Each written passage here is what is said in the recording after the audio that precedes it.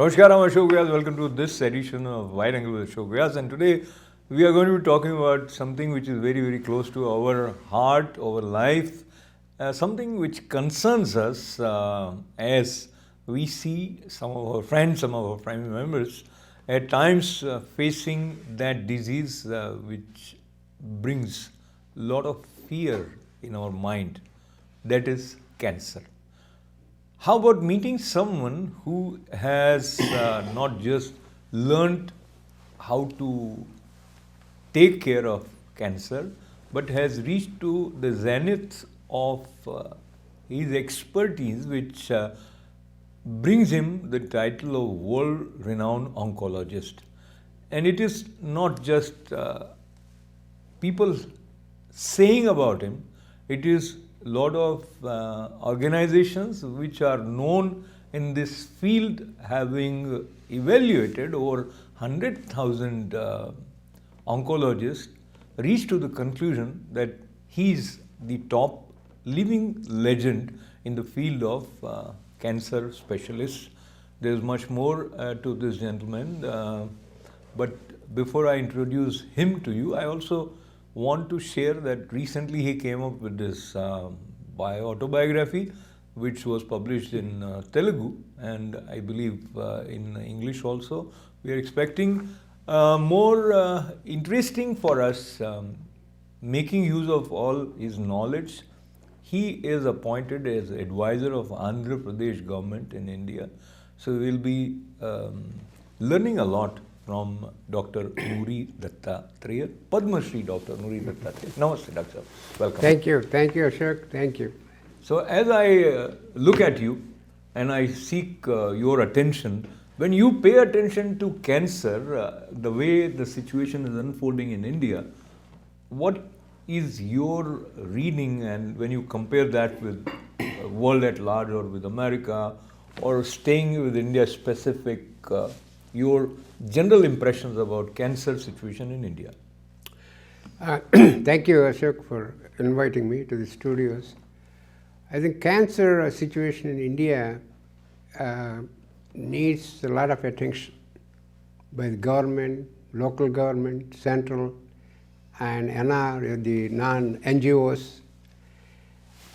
Once it looks like we are coming out of COVID situation, hopefully, so we cannot ignore how serious the impact of cancer is. We see in India about 1.2 million new cases every year, out of which about 750,000 people are dying of cancer every year. Oh man. Then, if I translate that to more understandable numbers, about 1,300 to 1,400 people are dying with various cancers every day. And it comes to females, which is one of my important, interesting area. 200 women, it could be mother, sister, sister-in-law, anybody. 200 women are dying of cervical cancer every day. So these numbers are alarming if you pay attention Absolutely, to that. absolutely. So I have been giving presentations, video interviews, TV interviews on advances in cancer. And what I wanted to do, how can we get an upper handle on this situation? So with my new appointment as advisor to government of Andhra Pradesh, and also I held other positions at the central government before, my goal is at least certain cancers, I want to make them history. For example, cervical cancer.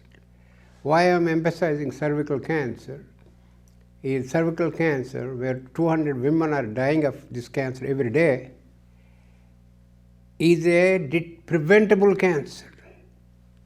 Number two, it is detectable early stage. It is treatable and it is curable.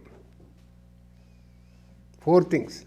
Still 200 women are dying. So we had to go into the basics, why this is happening. And if this happens for any, if there is a low-level war between two countries, about 200 women, 1,300, 1,400, your citizens dying every day, you declare a big war. So it's time for us in India that we should take this very seriously.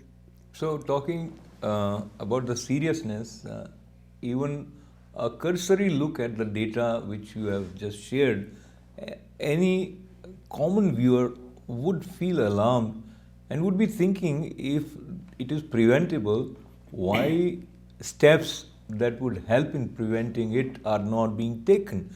And forgive me for saying what I'm saying is, they should not wait for Dr. Noori Dutta to come up with recommendations.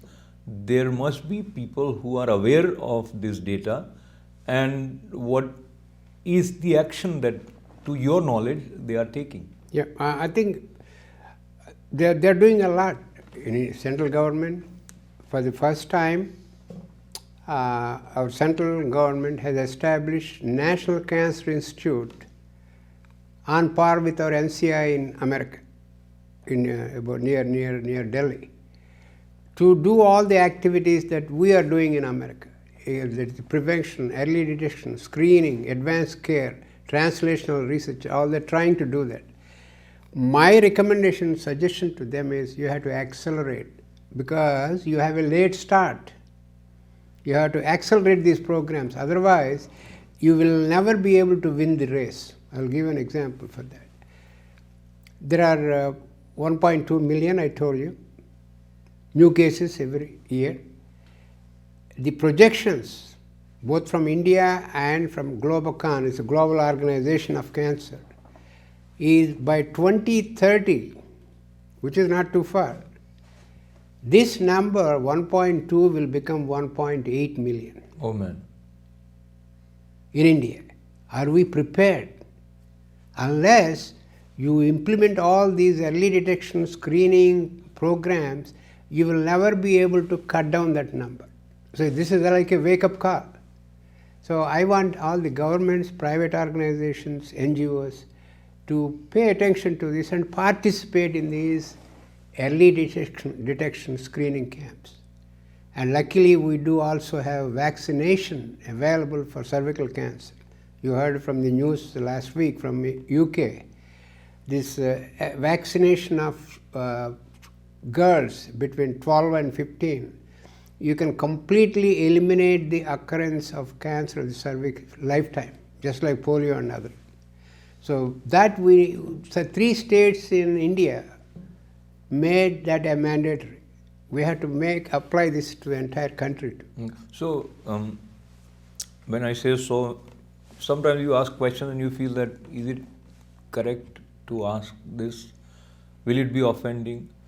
But as you sit for a television interview, you ask questions which you may not sometimes in person.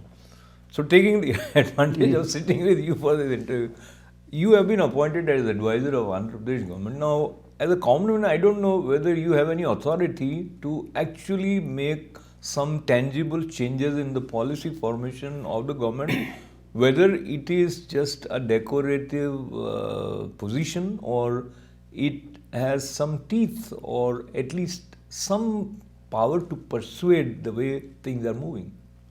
Yeah, I can always provide them with recommendations, strong recommendations.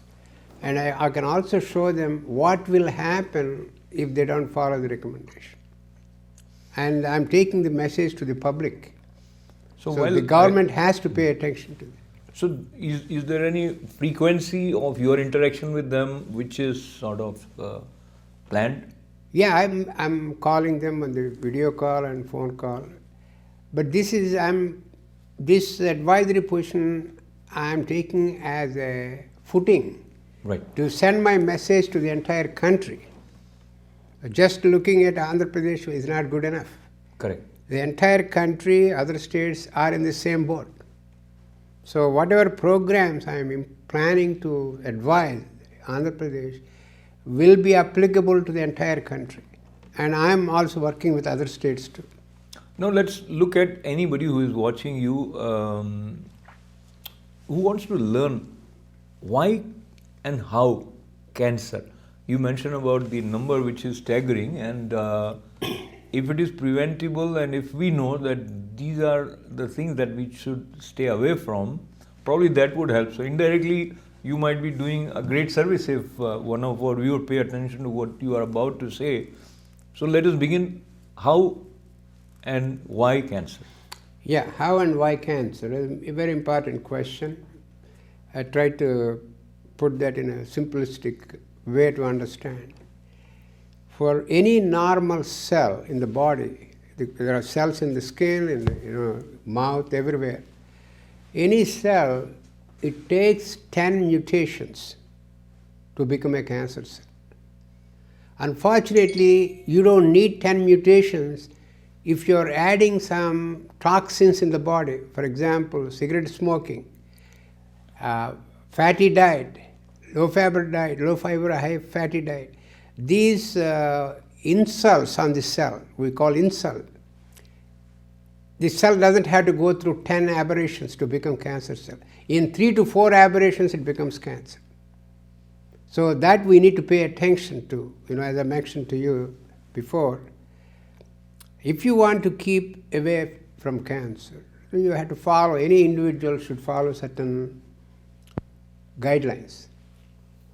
One thing is, being in the field for more than 5 decades, one thing I can say is cancer will not happen all of a sudden. It was not there yesterday and you have a stage 4 cancer today. It won't happen. It is giving you signals in the body which you ignored it. So if anybody wants to keep cancer away, follow certain guidelines. Number one. Okay, so, yeah, sorry, when you say it is giving signals, we are trained normally to overlook if there are some signals. We say, no, theek hai, hota hai, chalta hai. I mean, it's okay, I'll be fine. That is the normal attitude, and many times that attitude is encouraged by parents. I mean, I'll say it with love and respect, but my father was also like that. He said, no, this is okay, this is okay. I mean, and that used to help actually. So, when you say pay attention to your body, and if you start paying too much attention, then you would not be functional also. That is one side of it. And of course, what you are saying, why I bring it up is because many people are playing with this sort of a mindset. So when you say pay attention to your body, I mean, what kind of symptom that one should pay attention to? Pay attention to the body still is a good thing to say to public. That is, pay attention to the body if something is not resolving within weeks or months. Correct. Pay attention to your body if there is a persistent cough not going away month, second month, third month. If there is a difficulty in swallowing foods, first with liquids, then with solids, pay attention. The body is telling you something, so there is an obstruction. If there is a bleeding from the rectum, this is not hemorrhoids, and you watch it, it's not going away, pay attention. If there is a discharge or bleeding in gynecological females, not going away, it's not periods, it's something else, pay attention. Anything that is persistent, that you think is going beyond the limits of normal range, weeks or months, pay attention, seek medical advice. That's what I mean by that. Don't be alarmed by, if I have a cough for 1 week, observe it. So the body gives you signals. Pay attention to the signal. Yeah. So pay attention to what Dr. Noori Dutta is saying, and why you should pay attention, not just because you already feel that he is a compassionate, world-renowned oncologist who is out there to share the wealth of his knowledge, and pay attention to the achievements that have also followed him. He is known, as I probably mentioned, as living legend in the field of oncology. Oncology Society in India. He is also Professor Director of Cancer Center, Manhattan here in New York. He is Chief of Service Memorial Sloan Catering Center, and he has published 4 books. So along with taking care of patients, he has always been very, very focused on the academic side of cancer research. He has published 300 scientific articles, and of course, he is also one of the founder of 600 Bad not-for-profit Baswa, I'm mixing up the name here, Baswa Tarkam, Indo-American Cancer Institute, that is in Hyderabad. And Dr. Saab, with this additional information that is a part of who you are, may I request you to say something about the advanced research in cancer? Yeah, I'll elaborate on that. But I will continue with the first theme. Sure. We just checked on one. Yes. To keep cancer away. One is pay attention to your body, signals. Correct. Second one is pay attention to your family history. Family history, which will guide you, because you are carrying the gene pool of your family. So whatever happened to your uncles, aunts, there is a chance that you may also be hit with the same type of cancer.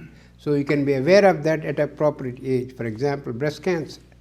If your mother, your aunts have breast cancer, if you, American Cancer Society and Indian Cancer Society recommend mammography at 50 years. If you are high risk family history, start at 45, not 50. So everything gets preponed. In fact, if I go a little on the side discussion, the breast cancer in females in India, the age is shifting more and more towards younger age. So recently, Indian societies, cancer society, have moved the age of mammography to be done to 30-40, because we are seeing number of cases of younger women getting breast cancer. So that's important. Then, after paying attention to your family history, keep away from any kind of tobacco products. In India, 60 to 70% of cancers we see, head and neck, mouth, tongue. Gutka has also been a cause. In any form, Yes. any form of tobacco. 70% are caused by tobacco. So keep it away from your life, tobacco. No question about that. There is no ifs or buts about it. The fourth one is pay attention to your diet, what you eat. Heavy fat diet will give trouble to prostate, breast, ovary, uterus, everywhere. Heavy fatty diet. I told you that before. It takes 10 mutations for a normal cell to become a cancer cell. I'm sure everybody understands what is a mutation. If a female is fatty and there is inflammation in the breast because of fat, heavy fat, you don't need 10 mutations. In 3 mutations, you will get breast cancer. So watch out for the diet you eat. High fiber, low fat is important. And as everyone says, exercise is always important because it keeps the body in shape, and then keeps away from some of these hormonally related cancers, breast cancer, prostate, colorectal, ovary, uterus, all those cancers. You know, allow me to express my ignorance. I never thought that exercise is also so directly related to preventing cancer. I always knew that staying fit is good, and we always connect with heart disease or in order to keep your blood pressure, etc., but it also reaches to the danger of cancer. Now, moving towards the other reference of advanced cancer research. A lot of advances are done. A lot of significant research is done in advanced treatment of cancer. We started with radiation, chemotherapy, and surgery as standards of care in cancer treatment.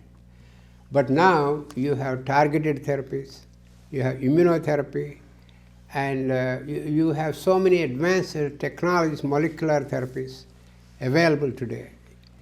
And it's important for everyone to know that cancer diagnosis is not a death sentence anymore. If properly treated with appropriate treatment, there is excellent chance of surviving and curing the cancer. That's a good news. That's a good news. That's a good news. Tremendous news. Tremendous news. I think I can explain in a simple way. that 20, 30 years ago, our understanding of cancer was very primitive, even here in the US. With these designer drugs, targeted drugs, specific to block a marker, you can cure a lot of cancers. For example, the chronic, the CML, you can cure with a simple pill. And a stage 4 cancer, with simple pill, if there is a mutation, you can cure them, you can give them a prolonged life. It used to be 6 months to 1 year before, now they can go for 10 years without any problem. So immunotherapy is another major breakthrough in cancer treatment. Immunotherapy works on multiple receptors on the cell, and then it will break the molecular shield that is produced by cancer cell around the cancer. It will break the molecular shield. One simple example of how significant that is our past president Jimmy Carter has melanoma on the skin, and this is a public news, so I can share with you. That cancer has metastasized to his liver, his bone, his lung, and his brain. And he's treated with a small amount of radiation and immunotherapy. And he's going without evidence of any cancer anywhere in the body. And this is, if I'm not wrong, it's 8th or 9th year. Wonderful, wonderful. So these are the breakthrough treatments, incredible treatments that are available today. And these are available in India also. So, Doctor, we always look at the limitation which we have, even for the time that we have with you for this conversation. And we also long for that which is limitless. And I refer to the spiritual dimension. You, in addition to being what you are as world-renowned oncologist, have paid attention to the spiritual dimension of human beings, and you have been instrumental through your Noori Foundation in founding 3 Sai temples, one at Baldwin, one at here in New Jersey, and there is another one at Hicksville. We are now in our new studio at ITV Gold here in New Jersey, and let me request you, as I am aware, in addition to serving the devotees, find a place where they can get a sense of shelter, this is also serving the society. As an oncologist, connecting with your role with the temple, there is a new initiative that here, which I heard you have in your mind. Talk to us about that, how you are helping. Thank you, Ashok. This is the first time I'm trying to announce being an oncologist for a long time, and temples, 3 temples, mandirs for Shirdi Sai Baba, doing a lot of community activities. I would like to provide to our Indian citizens in America, Indians in America, at Hicksville Mandir and Island Mandir here, a second opinion consultation for any patients you may have in India or your own relatives here in America. You can call my number. I'll read out the number which you may make note of if you need second opinion and you would be advised to go with your papers to the temples, and you can definitely find more details from 914-320-5925, and it is a great opportunity for anyone who needs it, and those who need it, they know how valuable it is to get second opinion from someone like Dr. Noori Dutta. And you can also reach out to him through his email ID, which is noridatta@gmail.com. And as we just have 30 seconds to go, your concluding message for our viewers. A concluding message is cancer is not hopeless. There's tremendous progress made. And again, look, if you have any symptoms, don't ignore them. If you detect the cancer early, you have 99% cure rate. So don't sit on any symptom that's not being resolved. And in America, we have the luxury of any medical insurance. They provide free mammography, ultrasound for prostate, PSAs for males. They're all included in routine examination. Get it done annually. If they are all negative, you can wait for 2 more years to repeat the test. So there's a lot of good news in cancer, nothing to be frightened. And if you need opinions, please seek opinion from other doctors. And I mentioned I'm available if you need. Wonderful. My guest today, Dr. Noori Dutta, world-renowned oncologist, who is also now serving as advisor to Andhra Pradesh government, and he is very passionate with his expertise, compassionately working to increase awareness and where it is preventable, he wants all of us to focus and act. And one act which I think any one of you and me can always do is pay attention to your body. And paying attention is paying respect. So respect yourself is one way of translating what we heard from Dr. Noori Dutta. With a lot of respect and love for you, sir. Thank you, Ashok. Thank you. Thanking him and thanking all of you with lots of good wishes. This is Ashok Vyas. Namaste.